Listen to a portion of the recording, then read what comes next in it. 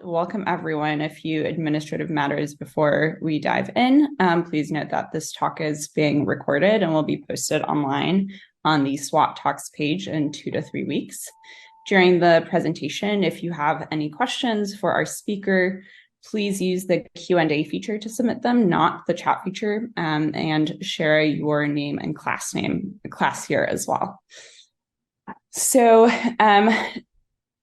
very excited that you all are here. My name is Daniela Kuch. I'm class of 2014, and I'm a member of the Swarthmore Alumni Council, which organizes the SWOT Talks initiative. The SWOT Talks initiative exists to spotlight alumni excelling in their fields. Tonight, I'm super excited to welcome Brian Inoue, Swarthmore class of 91, who is joining us for a SWOT Talk to discuss what wildflowers and bees in a Rocky Mountain Valley can teach us about climate change. Brian has deep Swarthmore roots. He's a third-generation Swarthmore alum, graduating with a degree in biology, with 4 generations of Swarthmore College ties. He's a product of the Quaker Matchbox. Both his parents and his grandparents met while students at Swarthmore. After graduating from Swarthmore, Brian received an MS in statistics and a PhD in ecology from Duke University. He completed postdoctoral fellowships at the UC Davis Center for Population Biology and Institute for Theoretical Dynamics, as well as the National Science Foundation. Today, Brian is a tenured professor of biological science at Florida State University, where he has taught since 2002. He holds 2 National Science Foundation grants that back his work at the Rocky Mountain Biological Laboratory and has published approximately 100 papers with over 11,000 citations. In 2022, Brian was elected a fellow of the American Association for the Advancement of Science. It's no wonder then that Brian is the subject of a recent National Geographic article highlighting the work that he and his father, David Inoue, class of 71, have done for the last 50 plus years.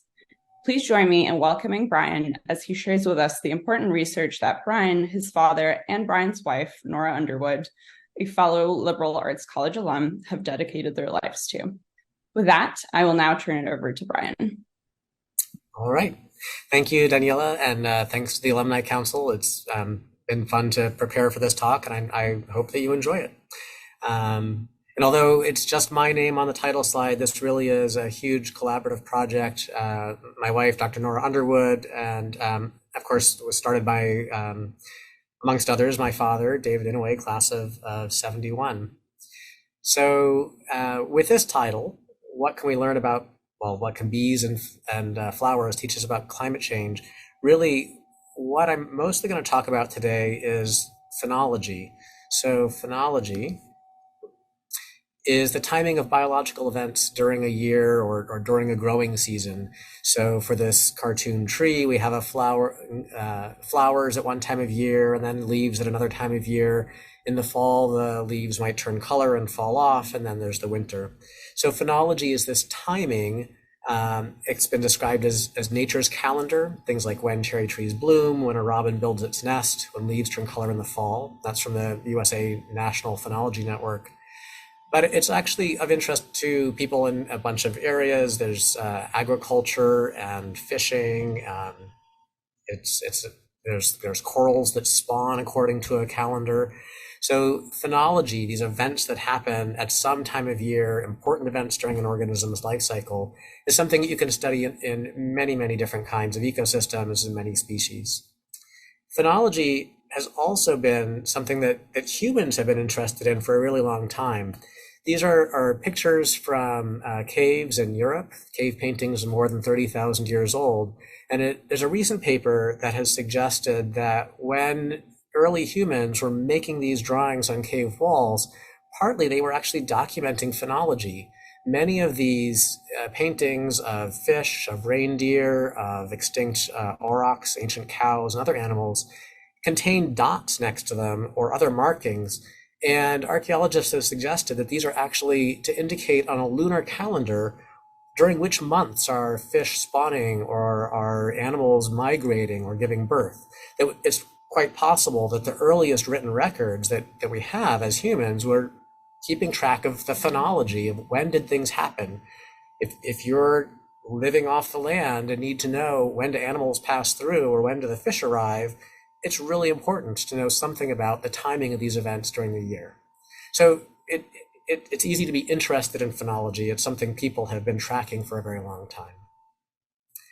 I'm going to talk about the Rocky Mountain Biological Lab phenology project. This is going to be partly a history of this phenology project and a little bit about what we have learned during the 50 years of this phenology project. Because this is a general audience, I think I have a couple figures, but I'm not going to dwell on the details, but I encourage people to contact me, or I can put up a link to websites where you can find the papers that describe these results, and you can dig into the technical details there, or in the question and answer feature, you can drop me questions if you have specific things that you want to know about these phenology results. So this phenology project has been asking two main questions recently. To what extent are changes in phenology driven by changes in climate? And do these changes in phenology actually matter for evolutionary fitness, for population size, for community composition, for ecosystem processes?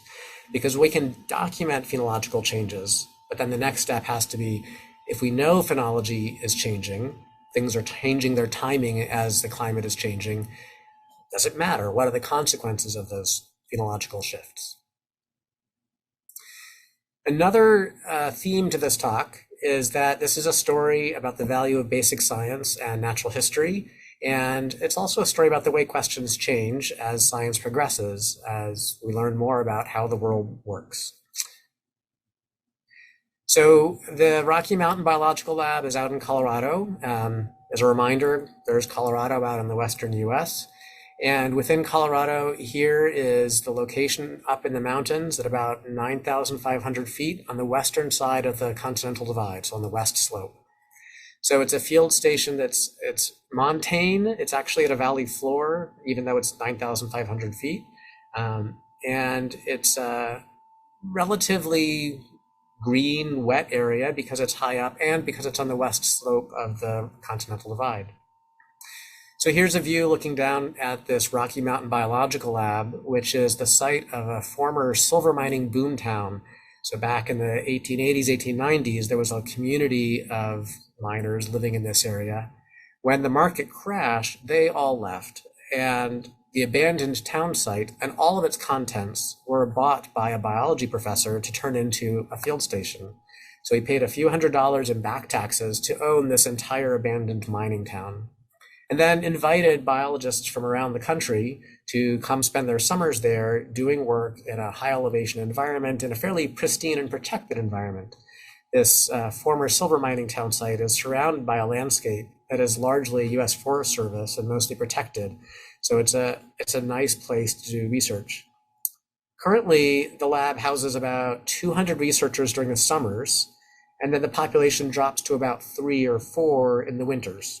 But it's a site for research by people from all over the United States and as well as international scientists.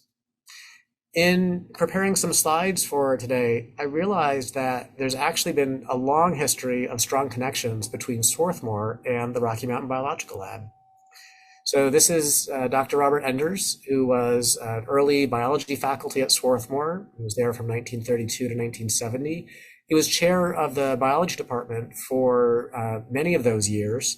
And he was also director of the Rocky Mountain Biological Lab for over a decade.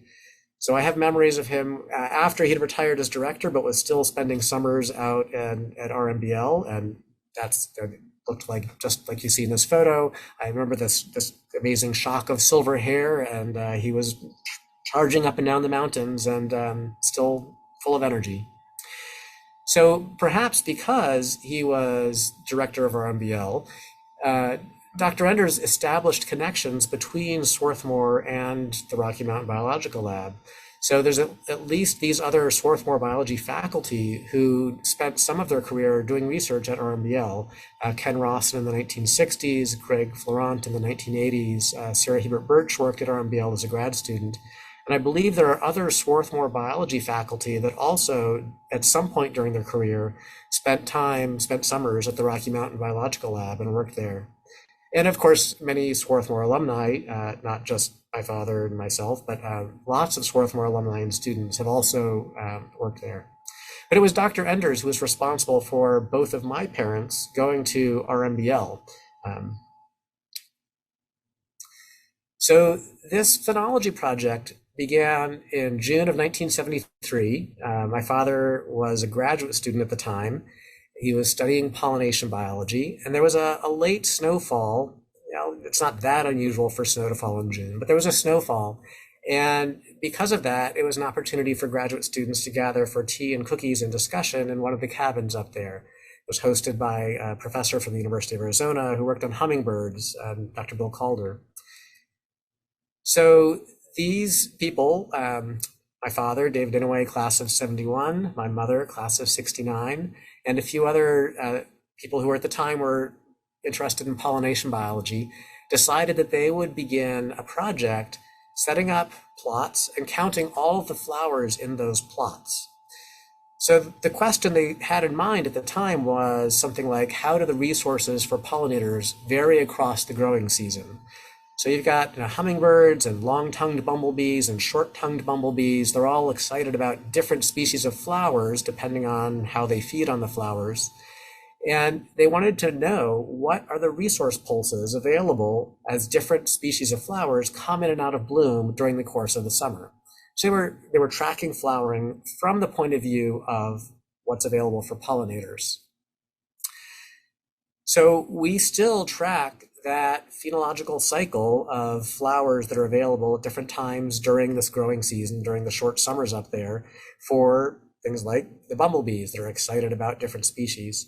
So this is actually a bunch of the flowers that we count arranged in a phenological calendar. We've got the spring beauties, Claytonia and May, progressing through willows and glacier lilies and an early delphinium species, all the way around to some gentian species which flower into August and September. So actually my father counted the last flowers of 2023 just last week, and it was a few gentian flowers that were going in one of the plots. So we've just finished the 2023 floral calendar. So to answer this question about how resources for pollinators vary across the season, they were counting all the flowers of all the species in these plots every other day through the season. So it's a very detailed record of when do things flower. They could ask, when did delphinium flower, and how many flowers are there, because the abundance of the flowers might change from year to year. After doing that for a couple of years, everybody else quit except for David Inouye. So he kept on counting the flowers because the timing and abundance of flowers was changing from year to year. He could see that there was a lot of variability, and he wanted to keep track of those changes from year to year in the timing and abundance of all the flowers. So meanwhile, someone else started collecting climate data, and that other person was Billy Barr, who prefers to have his name uncapitalized. That's how I have it there.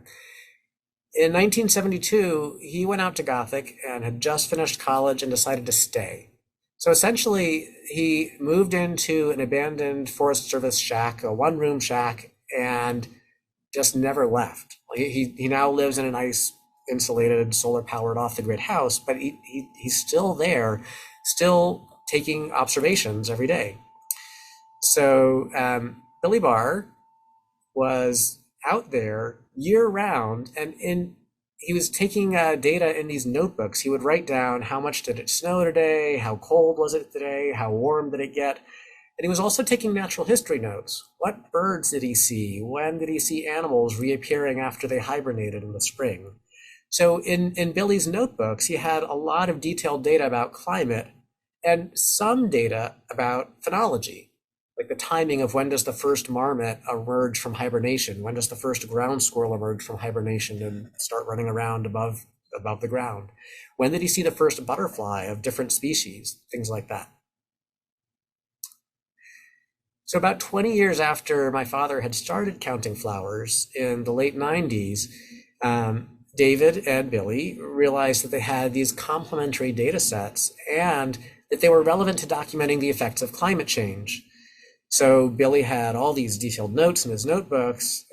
My father had counts of the flowers in these 2 meter by 2 meter plots that he'd marked and visited 3 times a week.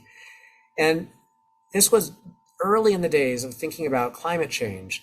And recall that through the 1980s, the big environmental problems that people were really worried about were, air pollution and damage to the ozone hole, acid rain. Climate change was just barely emerging onto people's radars, and it didn't become a big part of the scientific consciousness until the 1990s and then into the 2000s. And of course, now everyone's thinking about climate change. But when this study was started in the 70s, we were not thinking about climate change. So the question in 73 was about resources for pollinators. And then the questions turned into is flowering phenology changing across the years? And especially, how does phenology respond to climate? So the project continued since the 90s with new questions. And then in 2009, the project added a new angle where we began collecting bee phenology. So the whole bee part is led by Becky Irwin, who's at North Carolina State University now.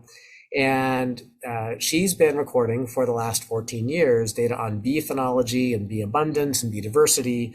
And we can start to look at things like, are the bee and the plant phenologies changing similarly? We've got a lot of data on plants, and we're building a data set on bees. And even though this only started in 2009, it's actually one of the longest, most detailed records of bees, native bees, anywhere in the world. So it was great to have the foresight to start this when we did.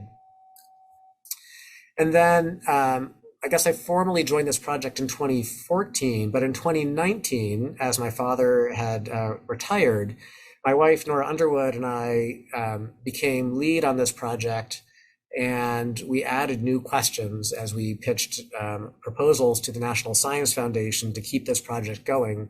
So now we're also beginning to ask, what are the ecological consequences of these shifts in phenology that we've documented for the last 50 years? We're also looking at how individual responses to climate scale up to population level responses. So if you tag just individual plants and keep track of all the individual plants, how do we scale up from individuals to populations to species to communities? All right, so to recap this part, we've got climate data that have been collected by Billy Barr. We have snowpack, snowfall, precipitation, temperature, etc. We have 50 years now of flowering data on over 150 plant species. We have 14 years of data on the bees, and it's over 200 species of bees. And these are all native bees. The environment is harsh enough that there are no honeybees up in this habitat. So it's over 200 species of native bees, mostly small solitary bees. And then we have data that link the bees and the flowers. So there's a lot of interest now in trying to put together the data on bees and the flowers to look at how this whole interacting set of pollinators, this community, is changing or potentially changing. As you might imagine, although this started with just a couple people and then continued for the first couple decades with mostly just one person, David Inouye, this has become a massively collaborative undertaking. So there's multiple faculty, postdocs, graduate students, undergraduates, K-12 school teachers that come out and help us, and volunteers. There's a lot of people that have helped over the years counting these 5 million plus flowers and collecting data about the bees. So I want to give a thanks to all the people that have helped over the years, the many, many people that have collected data with us. So here's a picture of the valley where the Rocky Mountain Biological Lab is during the winter.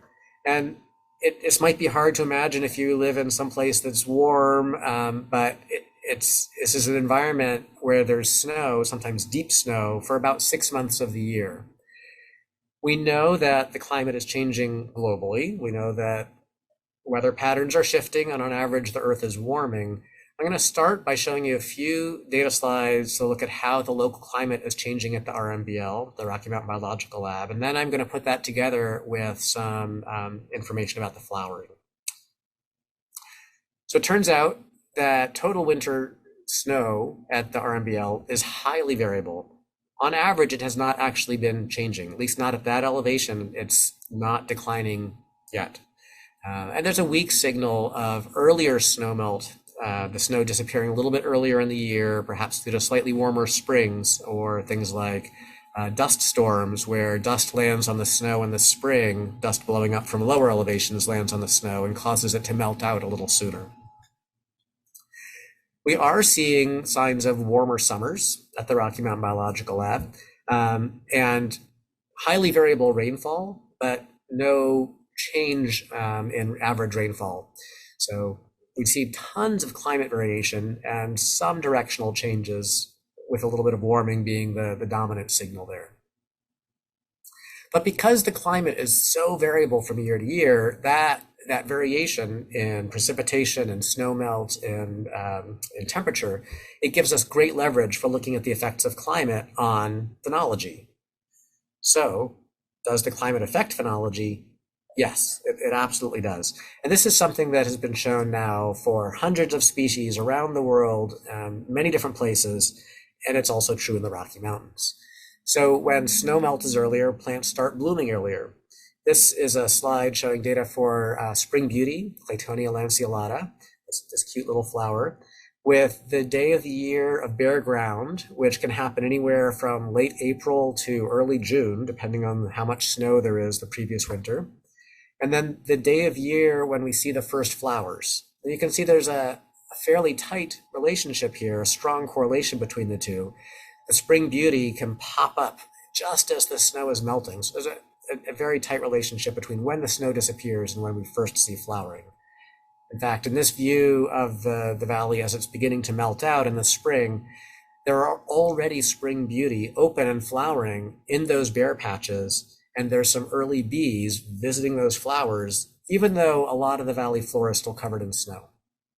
So the flowers are absolutely responding quickly to the disappearance of the snow. Here's a couple species that flower slightly later in the summer, so a daisy and a delphinium. These slides are again showing the change in the flowering date, this in case not first flowering date, but peak flowering date, depending on the date when the snow melts out and we start to see bare ground. And for both of these, as the snow melts earlier, we see flowering peaking earlier in the season. It's not a one-to-one relationship. You can see that for the daisy, it flowers 0.58 days earlier on average for every day earlier that the snow melts out. So a week of earlier snow melt does not translate to a week earlier in flowering. It's only maybe 4 days earlier flowering, something like that. We also know that plants are responding to temperatures. So these are data from this hydrophyllum, and in the spring when it's warmer, after the snow is melted and the plants are above ground to sense these temperatures, the flowering date is earlier if it's been warmer. So there's clearly relationships between temperature and snow melt and other factors. We know that phenology is changing and that phenology is responsive to climate. So we've counted now lots and lots of flowers. We can show that for many of these species, the plants are responding by changing their phenology as climate changes. And I want to share with you some results from a paper we published earlier this spring. And it's one that is featured in this National Geographic article from back in the spring. But we discovered that a lot of other researchers at the Rocky Mountain Biological Lab had also been collecting phenology data. And so we were able to gather data on 74 different plant species, 74 species, 30 plants, 25 insects, etc. This is a project that was led by a postdoc, Rebecca Prather, who's now got another job, so we're searching for a new postdoc. But we were able to bring together almost 11,000 phenological events, all from the Rocky Mountain Biological Lab across 45 years.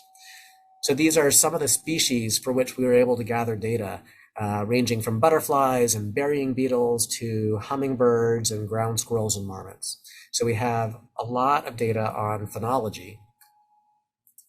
It turns out, on average, yes, all these species are advancing their phenology and that things happen earlier in the year than they used to, but not all of them. there are some species that don't seem to be changing the timing at which they do things. So in these figures, the light gray lines here are 30 individual plant species. The solid black line is the average for those 30 plant species. Similarly, here's all the bird species with their gray lines. The dotted line is the average for all the birds.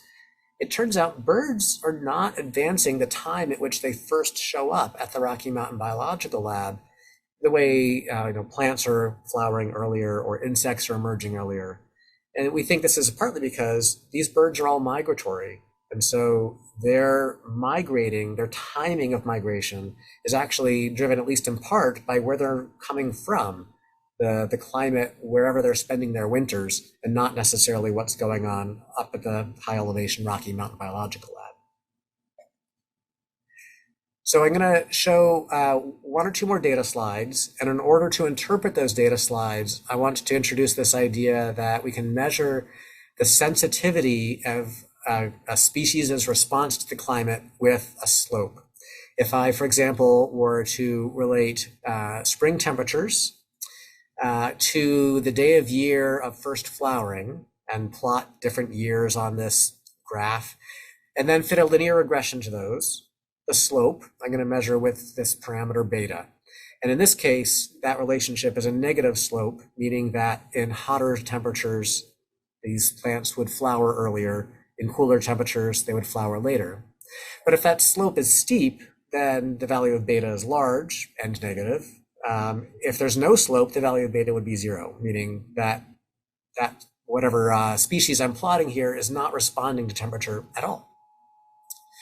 So I can summarize for a whole bunch of different species the sensitivity to climate by plotting those betas, those slopes. So in this hypothetical example, temperature having negative values of beta, this would mean that the temperature negatively influences phenology in that it makes things happen earlier, negative being earlier in the year, whereas precipitation would positively influence phenology, making things happen later in the year.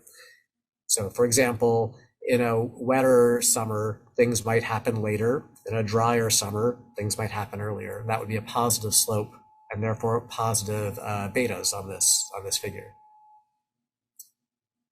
So these are the real data for this phenology synthesis project, where we looked at plants, insects, mammals, a salamander, and bird species. And it turns out across the board, all of these species were responding to snowmelt date, or most of them were, in a way that you'd expect. Earlier snowmelt dates led to earlier events, earlier flowering, earlier emergences from hibernation, earlier flight periods, things like that. And in general, temperature had the opposite effect, in that hotter temperatures, again, made things earlier, cooler temperatures made things later. But then there were other climate factors that we measured, like summer temperatures and winter temperatures, that had opposite effects on different groups of species, that plants might respond one way and birds or insects respond in a different way, so that plants and insects have opposite responses to winter temperatures. We also discovered that many species were affected by weather the previous summer. And this was an eye-opener for us, which only made sense after the fact. That when we paused to think about it, the weather conditions in the previous summer and fall, as species are gathering energy and getting ready for that long winter, actually do affect how things behave in the following summer. So a plant that has a nice, long, warm fall and lots of time to get ready might flower earlier the following year. So it's not just a warm spring leads to earlier flowering. It's a combination of this summer's weather and last year's weather that are all affecting phenology somewhat differently for different species. I also want to point out that different parts of a flowering distribution or times of arrival, things like that, can change at different rates. So here are data for this daisy, Erigeron speciosus. And these three lines in red, blue, and green, what we're seeing is that the time of the first flower opening and the time of the last flower opening and the time of peak flowering, these are all changing at slightly different rates from year to year, depending on its sensitivity to snowmelt or other climate factors. So this means that not only my first flowers open sooner, but in a year when there's not much snow and everything starts earlier, the flowering duration also gets shorter. The flowers are only around for a couple weeks instead of for almost a month. So we know that plants are blooming earlier when snowmelt is earlier, but when you look across a lot of species, some are more sensitive to climate than others, and that different species can respond to the same climate cue in the same way, or to different climate cues in different ways. That it's not like there's one aspect of the climate that changes and everything else changes in lockstep with it. It's a lot of species, each one behaving somewhat idiosyncratically as the climate does different things from year to year. So we know a lot more about plants than bees. I know bees are in the title, and if you came here to hear a lot about bees, I'm going to disappoint you because I'm not going to say a lot about bees. But that's partly just because bee ID is hard. There's a lot of species that look alike. Many bee species are rare, so even though we've collected a lot of bees, I don't have as many results about the bees as I do about the plants. So we know phenology responds to climate. I just showed several examples of that. Does it matter that phenology is responding to climate?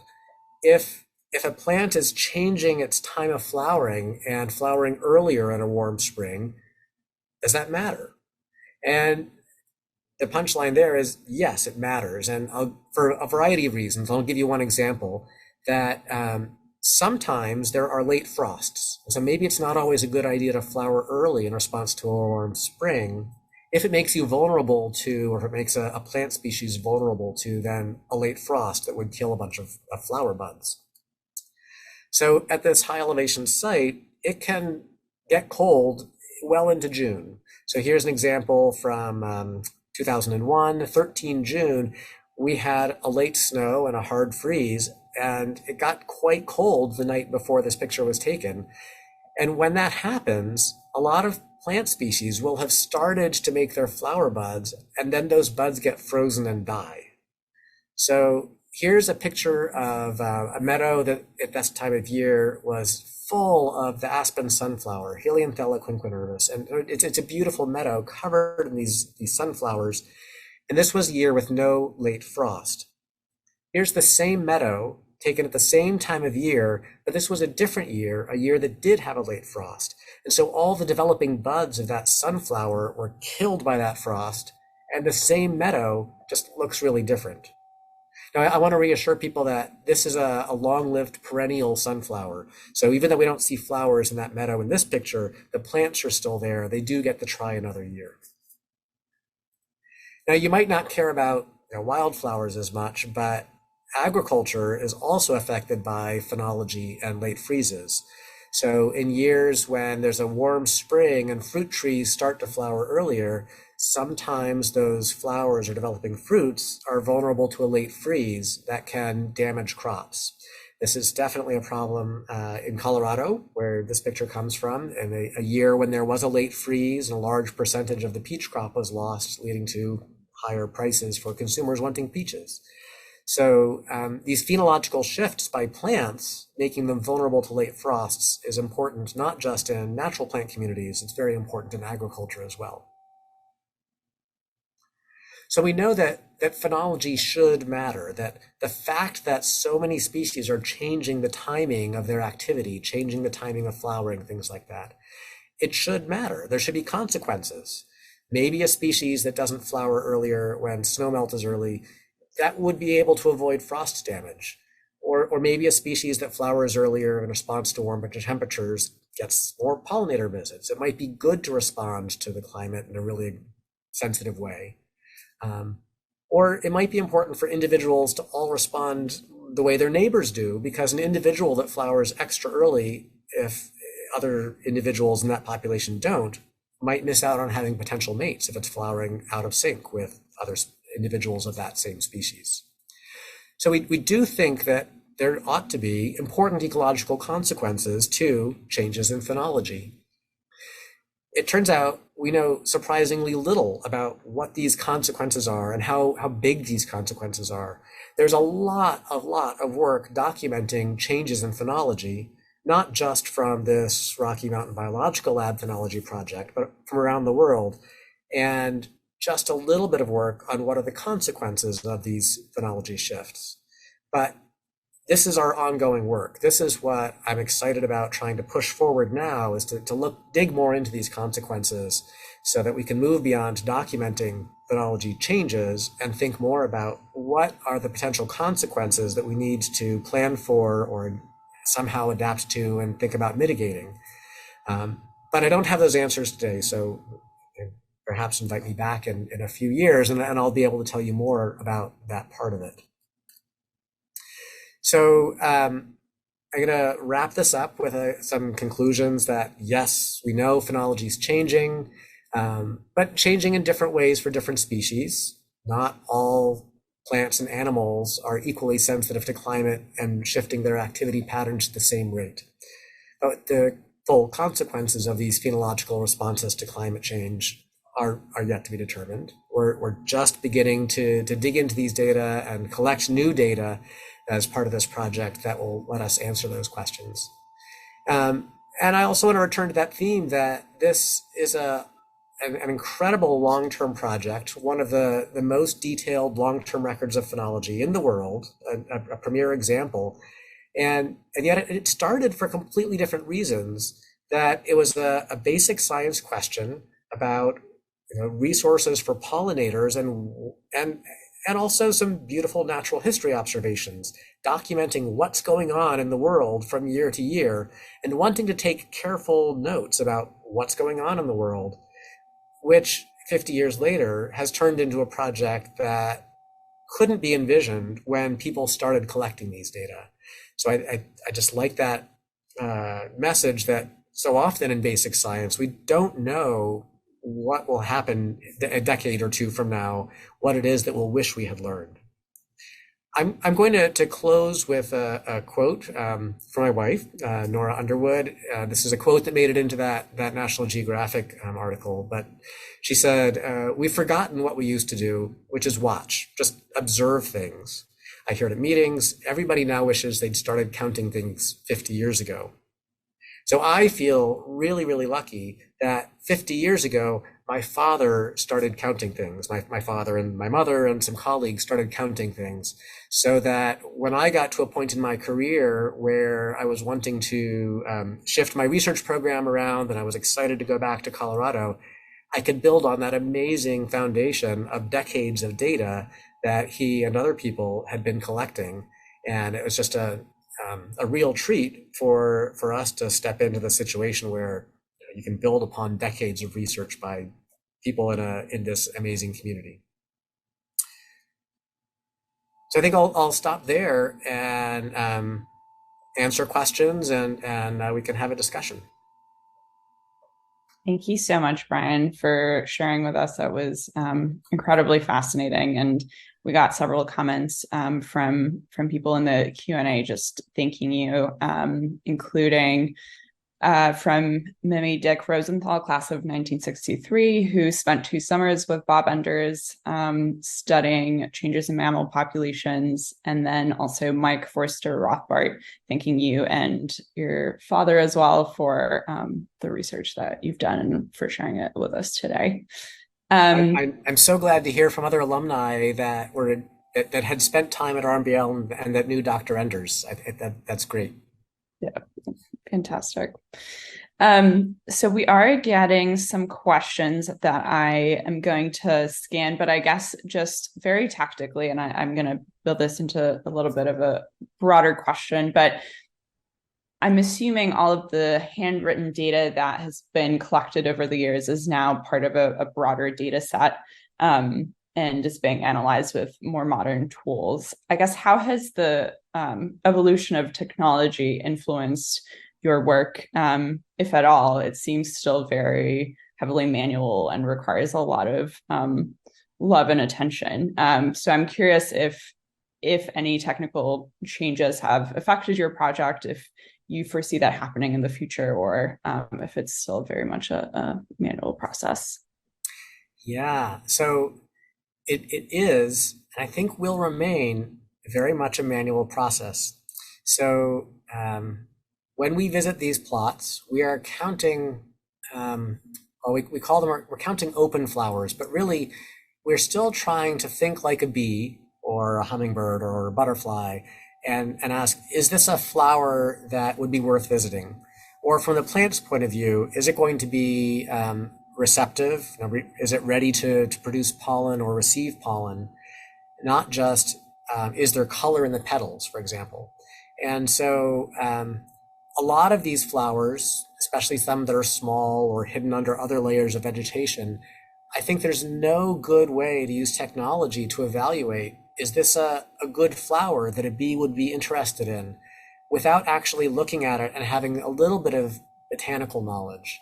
We had a researcher tell us a couple of years ago that he thought he could fly drones over these plots and then use machine learning and AI algorithms to count the flowers of some of the species from the drone footage. So he had, millimeter scale resolution drone photos flying over these, and was really excited early in the season to be able to count the number of, say, glacier lilies, the one in the upper right of this picture, as yellow things. And it gave a reasonable count, and that it was correlated with what we counted by hand. But as soon as the vegetation diversity started increasing, and there were layers of plants and plants that where sometimes it's very cryptic whether or not they're open, and you have to look at them carefully, the drone was hopeless. And so he's conceded that, yeah, it's going to have to be a manual process, because often you need to be able to turn the flower over to check to see whether the pollen is fresh before you know whether or not you can count it. So for the time being, it's still a manual process. People go and look at these, look at the flowers. Now we look at the spikes of grass to see when they're shedding pollen. It's not something you can do with a machine yet. You just have to have the plant in hand to inspect it. Amazing. Another question sort of related to the heavily manual aspects. And I think also a little bit about the community that has been built around the Rocky Mountain Biological Lab. But a question from Jason Zengerle. Can you talk a little bit more about your father's and your relationship with Billy Barr? Is it unusual for university-based scientists to collaborate with someone who doesn't necessarily have a university affiliation as part of the community? Is there anything about that collaboration that might inform other research projects? So if you go back far enough into the early 20th century, 19th century, there's lots of valuable scientific information that was published by people who were not necessarily academics, but were amateur naturalists. And then I feel like that fell out of favor some, but has come back now, and there's so many opportunities now for people to contribute to science, even if they're not academics, through citizen science programs or recording data through things like iNaturalist. Billy Barr is an unusual case because he has been living at or immediately next to a biological field station and interacting with professional biologists, academic biologists his whole life. Well, since he was a college student and first went out there. So it's true that he doesn't have a graduate degree and he's never had a university position. His whole career, he has worked at and for the Rocky Mountain Biological Lab. But he's a fantastic natural historian and a keen observer of the world around him. And so that's really all it takes to make these contributions to science. Well, I guess not all it takes. The fact that he wrote it down. It's not just that he's seeing things, but he's documenting what he was seeing. And that was, I think, really unusual for his time. mean, Thoreau did it, and lots of people did it in the past. And they'd go for walks and they'd write down what they saw. Uh, Billy Barr kept that alive, that tradition. He would write down what he saw every day. And maybe now this is where the smartphone technology comes in, because now you see something and you pull out your phone and you can iNaturalist it and document. Oh, I saw this species here today, and that's a valuable observation that you haven't had to write down, because by taking the picture and uploading it, the all the metadata about that observation has been absorbed into the cloud. A bit of a bigger picture question, but I think one that's very important, from Rachel Solomon. What can your findings in Colorado tell us about the bigger picture of the impacts of global climate change? So, like at the biggest picture, as I see it, is that this is clear evidence that the climate is going to be affecting all the species around us, not just humans. That, of course, humans dominate the news media. A lot of the concerns are about, how will climate change affect us? But climate change is going to affect all the species around us. The plants, the bees, the birds, everything is responding to that climate change and the variation from year to year in climate. This kind of project actually, in some ways, makes me optimistic, because at least in this mountain environment where the weather is so variable from year to year naturally, what we see is that a lot of species are extremely resilient, and that they can change as the climate is changing. They can shift their timing. They can respond in a bunch of different ways. They have responses to climate that have evolved over millennia, and it's given them a tremendous amount of resilience. So the scary thing is that we just don't know how close we're going to push species to the edge of where they are able to respond, as climate is shifting outside of what we've seen historically. But I do feel like species are going to change what they do and when they do it.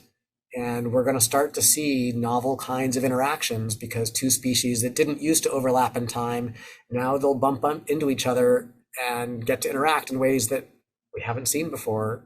But the optimist in me says, yeah, these species are resilient and they're going to do cool new things, but a lot of species will be able to persist in the face of a changing climate. I'm going to switch tracks a little bit, but of course, we can always come back to the specifics of your research. But I think I want to bring us back to your family history, because I think that piece is very important, obviously, to you, but also I think to the story of Swarthmore and the story of the lab and your work. It seems that the theme sort of interconnectedness that we're seeing in your research is also one that has shaped much of your life. Your family history has rich multi-generational community ties with Swarthmore, and I would love for you to tell us more about your family's history and how they came to establish those connections. Okay, yeah. So I have a great grandmother who was, I think, my first Swarthmore connection, and she was a dorm mother in Parrish in the 1940s. So at that time, my grandmother was a boarding student at the George School in the Philly area, a Quaker school, and my great grandmother was working for Swarthmore.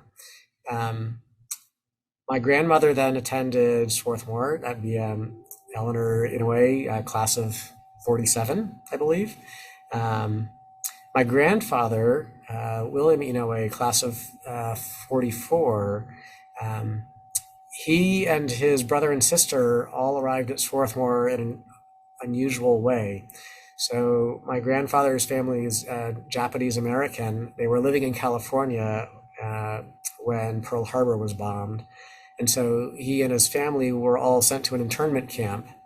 They were released from the internment camp to attend college at Swarthmore through a program that was started by the AFSC that gained parole for college-age Japanese Americans in camp to attend a set of small schools, mostly Quaker schools, on the East Coast.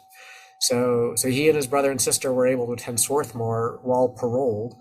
They had to take a train into Philly to report to their parole officer every week, and the college had to certify that they were staying on campus and under good behavior. And my grandfather's sister's roommate became my grandmother, so that's how they met. And then they stayed in the Swarthmore geographic vicinity for a while, ended up settling in Philly. And so they lived near campus. My father grew up, at least some of his years, in near campus. And then he attended Swarthmore and met my mother, who was a couple years ahead of him. She is the first generation Swarthmorean in her side of the family. But yeah, so that my parents were the second Swarthmore Matchbox couple in that lineage. So there's a number of Swarthmore connections in my family. I love hearing about your family's history. And for anyone that wants to learn more, I think I should have successfully sent an article in the Q&A to everyone. But if not, it's an article in the Swarthmore Bulletin from 2012 called Of Injustice and Opportunity. And I highly recommend you all take a look at that to learn more. I think on the sort of topic of community and Swarthmore, it seems that the Rocky Mountain Biological Lab is very much a tight-knit place. And as you called out, requires a lot of volunteers to join to help collect the data. It seems that your father, despite being retired, continues to work there as well. What is being a part of that community like, and how did going to Swarthmore, which I think as a small liberal arts school really encourages that same kind of community, influence your approach to your research or your decision to do research in that kind of environment? Yeah, great question. So I feel like there are some commonalities between the Swarthmore community, which I loved, and this community at a biology field station, and that you've got a bunch of smart people really excited about what they're doing, who are happy to bounce ideas around and just talk about the cool things they see or the cool things they're doing, whatever they're working on. And so whether it's somebody studying butterflies or someone working on mayflies in the stream, or studying ground squirrels, they're just excited about what they're doing and excited to share what it is they're learning.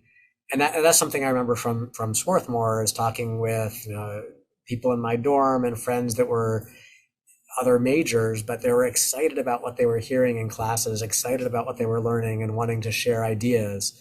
And so it feels like a familiar and exciting academic community. That's one of the things I love about being at a field station.